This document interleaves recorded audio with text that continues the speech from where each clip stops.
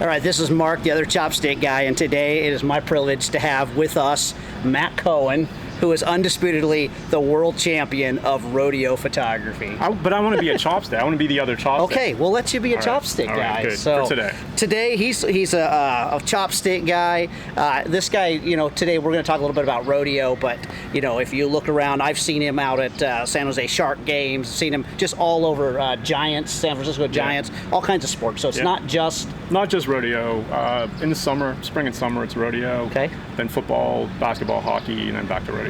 Okay, so how'd you get involved in professional sports? I had shot when I was a kid. My father was a pretty serious amateur photographer. I got all of his old hand-me-down gear when I was a kid, so I grew up shooting film, old Nikons. Then after college, I didn't have a darkroom anymore, so this is before digital. I stopped shooting for 10 years or more, and then when digital started getting good and lenses and all that kind of stuff, I got back into it, and just sports was what was around. It's what I knew, and so I just started shooting like whatever I could get into, high school stuff in college, and started shooting for some small newspapers, and then moved up to magazines and wire services and things like that. So that's sports photography. And then rodeo, it's the weirdest story. I'm from the city. I've lived in the city my whole life, and I was out riding my bike, and I stopped in a Jamba Juice. This is like the most rodeo story ever, but I stopped in a Jamba Juice and saw a poster for the Grand National Rodeo. This is in 2007, so 11 years ago. And I just got the website that I was shooting for at the time to assign me to go shoot the Grand National. I was only supposed to go for one night and just liked it so much. I shot all 8 nights of it, and after that, it was like, how many rodeos can I get into now? Here's what surprises me. It's the same thing. I always think of like, rodeo, but every year I come here and it's like, I want to do more. Yeah, it's addicting. It's the variety of it, and the action, and the different events, right? So when you go to shoot a football game, it's football. Here it's 7 different events, and you can move around and shoot from different places, and it's challenging creatively because there's safety issues involved, and but I love it. So how long did it take you? One of the things I've noticed, like any sport, and because you said there's so many different varieties here, is like the nuances of each one. Because I know there's like, I might come out and go, oh, this is great, but they're going to look at those shots, the actual ropers themselves, and go, no, that's a terrible angle. Or I still get it all the time.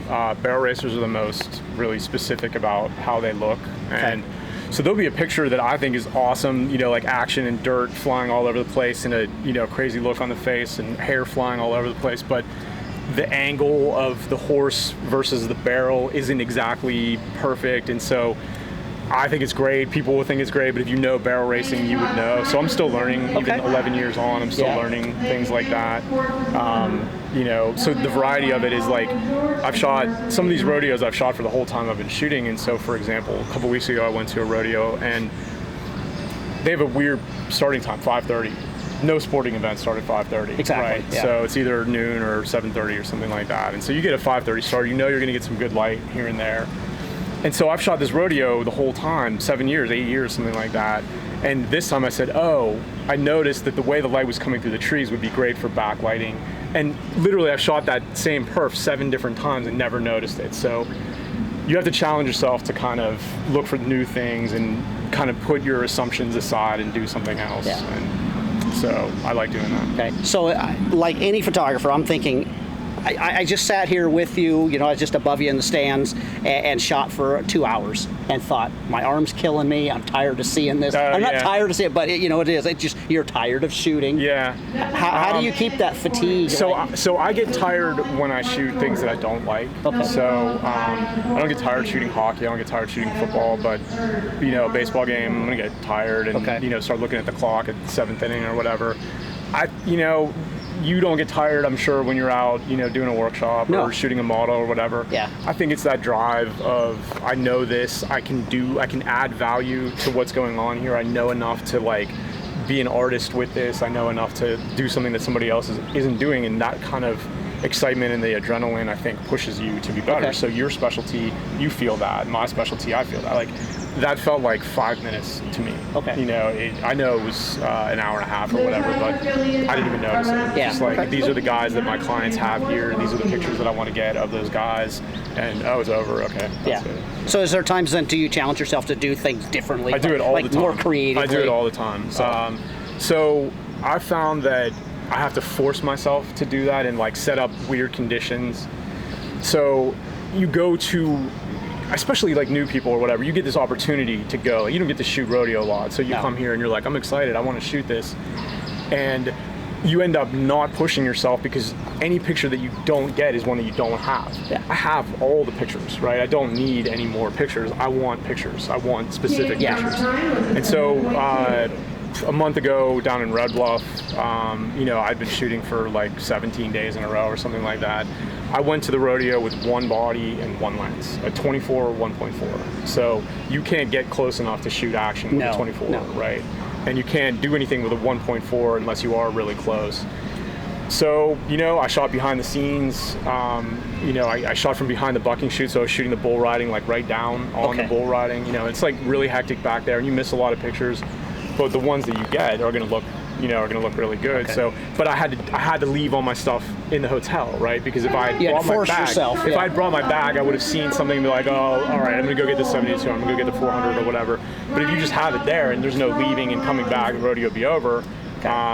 So that's what I do. I set up little things like that. Like I'm only like I've gone to a soccer game and shot like a whole half of a soccer game at like a fifth of a second, right? Wow.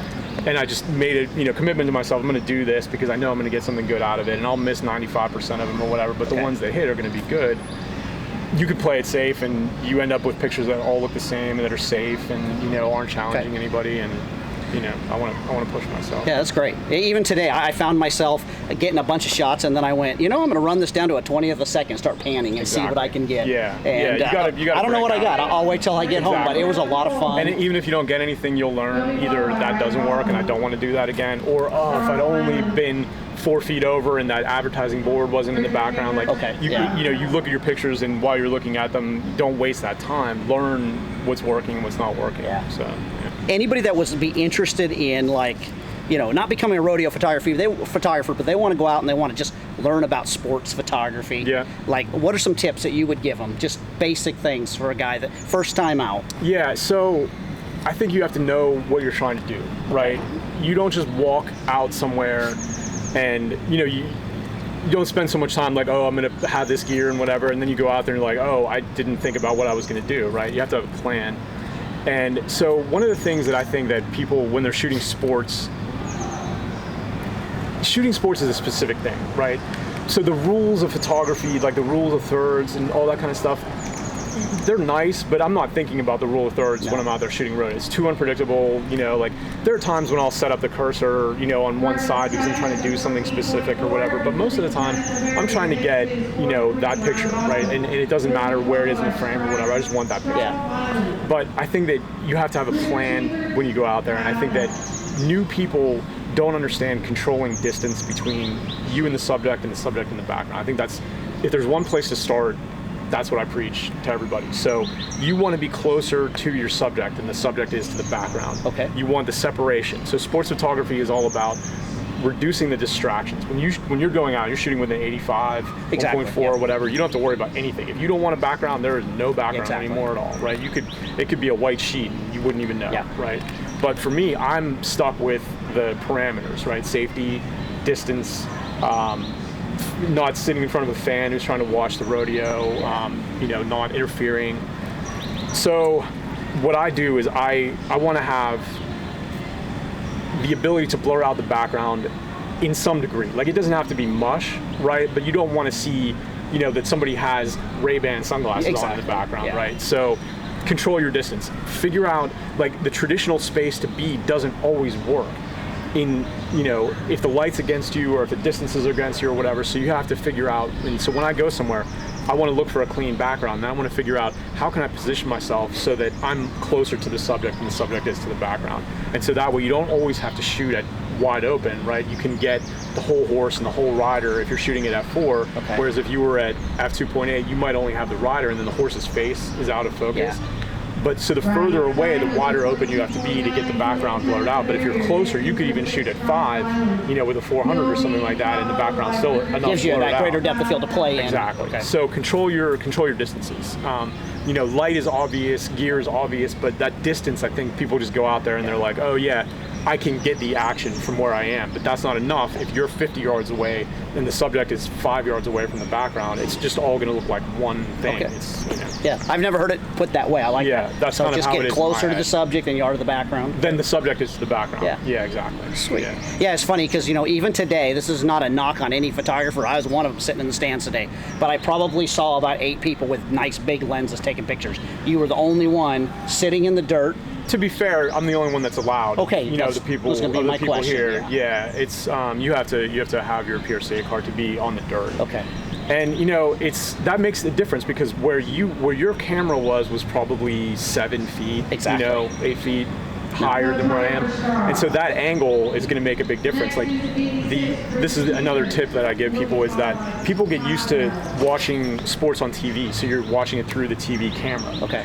Don't be the TV camera when you're out shooting, right? Give them a different look. Shoot with a different lens than you would ordinarily. Shoot from a different angle, way higher, lay down on the ground, way lower. If there's like, you know, some places I go, there are like sunken areas where you can shoot.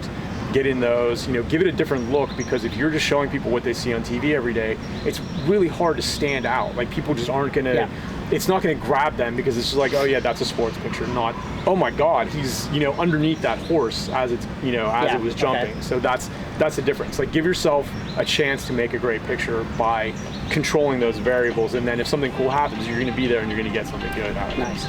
Yeah, so with that in mind, you know, one of the things, even last night, I went home, I came and watched Extreme Bulls with my kids last night, my wife, and took some pictures of the bull riding. I got home and I had some pictures. I went, oh, I kind of like these. Yep. This morning, I wake up and I put up Facebook, and there's your pictures from last night. And right away, as the photographer me goes, man, I wished I was on the ground.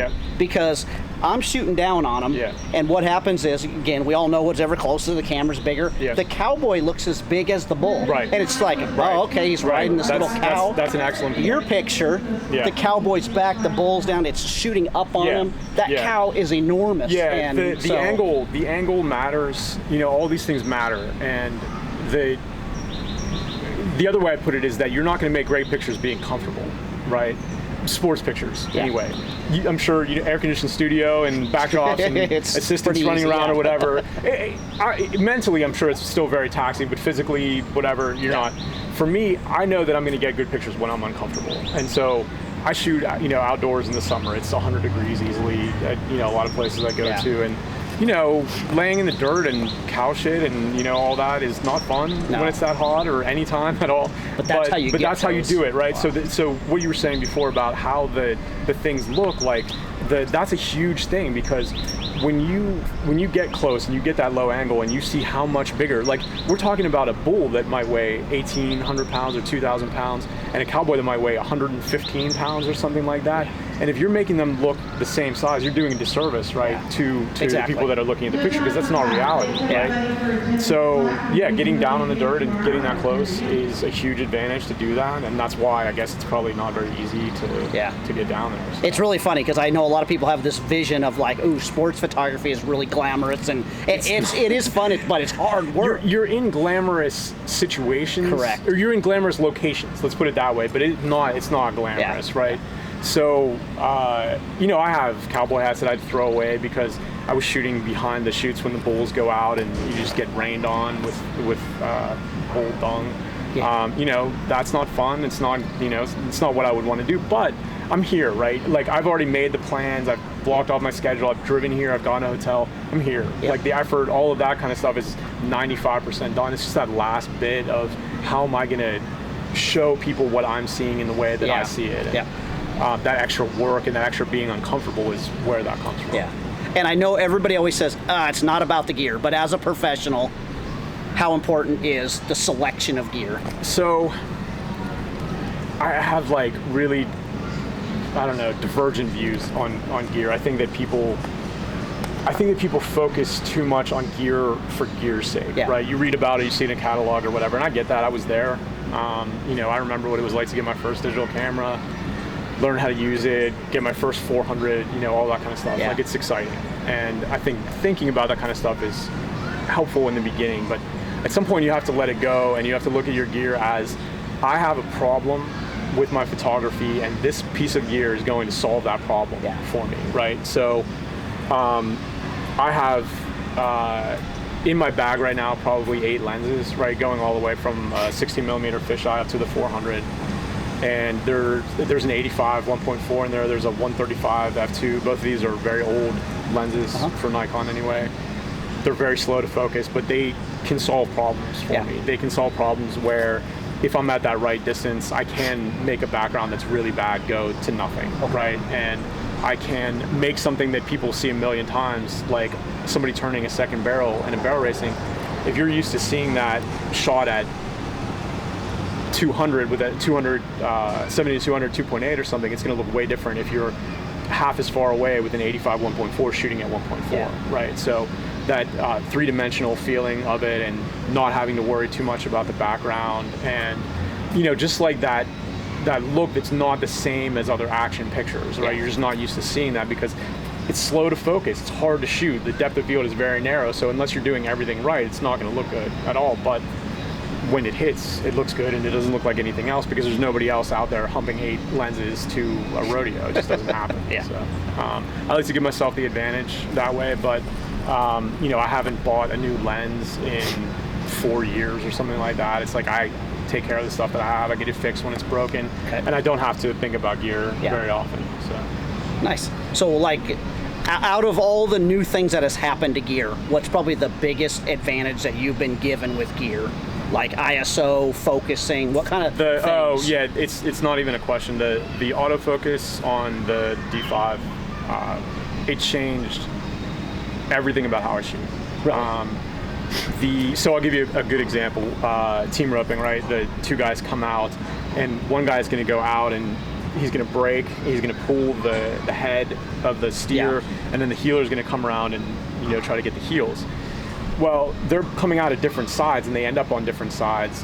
And so if you're putting the focus point on one of them, you're not going to be able to get the focus point on the other one. Okay. But one of the new modes is a horizontal line of cursors, right? So you can put that anywhere from the bottom to the top of the frame, and it will focus on the closest thing along that line. Wow. So I know that if I put it all the way up at the top, I'm going to get over the horses' heads. And so the closest thing at any given time is going to be the head of one of the ropers. Okay. So when I'm shooting the header, he's going to be closest. Then when I switch to the heeler, he's going to be closest, but their heads are going to be along that's true. And as they turn, axis. They're just going to change. Yeah. So I went from from having to guess, or I went from having to choose to I can get if I sit in the right place, I can get both header and heeler on the same runs. And tight, not like a super wide angle where you can see the whole arena. I can get just them and throwing their rope and good detail and action, and so that's completely changed everything. And that was with the D5. That with was the D5. When that thing all changed. Yeah, and that didn't even come out when the D5 came out. That was like a firmware update later on. Yeah, okay. But the actual autofocus reliability and quality on that camera has just allowed me to do things that I was not able to do before. Just the tracking of it, and like how long you can say, so bull riding, right? So you're shooting the bull and the rider, but after a while, either the rider's going to get bucked off or the ride is going to end, and the bullfighters are going to come in. So I can choose whether or not I want to stay focused on the bull rider and the bull, or if I want to let the new thing that's coming in, bullfighters. So if I want bullfighter pictures, I want to say the tracking on the lowest that it can be, because I'm going to shoot the bull and the rider until it gets bucked off, and then as the bullfighters are circling around, I want to be able to switch off to get to them. So these choices have just allowed me the flexibility to do more than one thing at a time, and not have to like say, okay, well, this is how it's going to be, like, it's just fire and forget, whereas this way I can switch off in between 2 different things at the same time. So that's helped me out a lot. Yeah. No, it's really funny. I think a lot of people don't understand when you look at high-end cameras today, where you go, well, gosh, that 850 is got this amazing sensor, but it's not going to work for you because it's not going to work as good as in low light. Yeah.